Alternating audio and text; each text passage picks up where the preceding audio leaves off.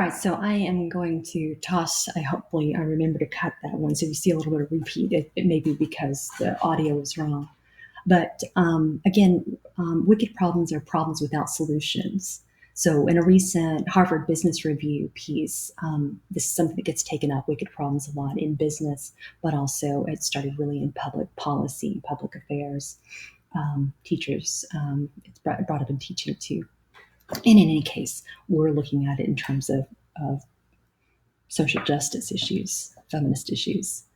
So, a wicked problem is one that has innumerable causes. It's tough to describe and it doesn't have a right answer. And that certainly describes these things. What are we supposed to do with that? How do we solve that? What is the problem underlying all of that? Well, we know that there's a lot of them and there are innumerable causes associated with it, and there are no right answers, and there is no way to solve any of this. What is the answer? What is the answer to this? The fact that uh, third wave feminism in particular seems to get a bad rap.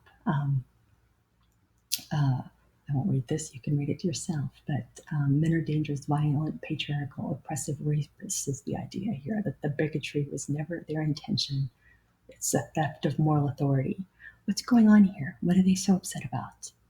Why are they getting it so wrong? And why are they so persistent with this campaign to push back, and exactly what is feeding that, and in what ways is this feedback, is the pushback taking hold, and what can, if anything, or can we do about it, and what does any of that mean?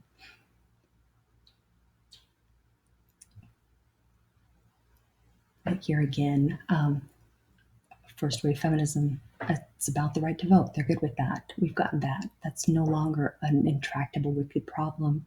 They can see past and around that. Second wave feminism is not necessarily a wicked problem. We still don't have equal pay. There's still no respect, but they understand the idea of those as problems that might need some kind of solution. Here we are in the third wave. Kill all men for being men.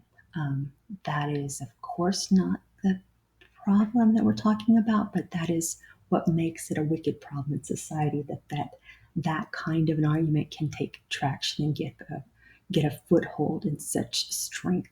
And it does that through a variety of mechanisms, but the way that we're going to get at what's really happening, what's really going on in this madness of this, and the whole men's rights movement more broadly, is through feminist rhetoric.